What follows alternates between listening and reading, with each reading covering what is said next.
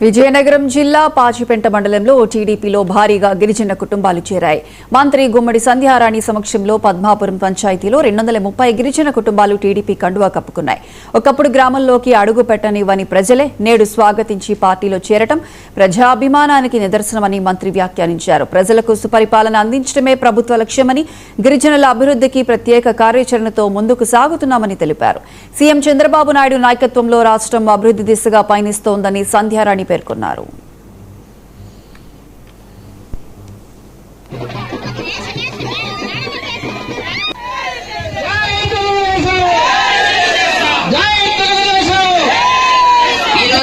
మీకు ఎన్ని గోకులాలు వచ్చాయి, ఎన్ని పశువులు వచ్చాయి, ఎన్ని మీకు అందరికి వచ్చిన తర్వాత ఈ రోజు మీకు అందరికి కూడా ఐటీడీఏ ద్వారా వస్తున్నాయి. ఆ ట్రైకార్ లోన్లు ఎప్పుడైతే ఆపేశారో ఆ ట్రైకార్ లోన్ మళ్ళీ శాంక్షన్ చేయిస్తున్నాం, మీకు అందరికి గోకులాలు ఇప్పిస్తున్నాం. అందుకోసమే కాబట్టి మీకు గ్రామాల్లో రోడ్లు అవుతాయి, కాలువలు అవుతాయి, వాటర్ ఖచ్చితంగా ఎక్కడైనా ప్రాబ్లం అంటే ఇస్తాము.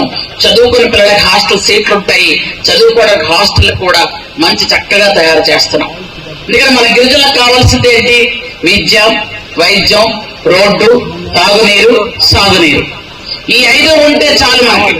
ఈ 5 మీద కూడా ప్రత్యేకంగా దృష్టి పెట్టి ఖచ్చితంగా గిరిజనులందరూ బాగోవాలని ముఖ్యమంత్రి చంద్రబాబు నాయుడు గారు చేస్తున్నటువంటి మహాయజ్ఞం ఇది.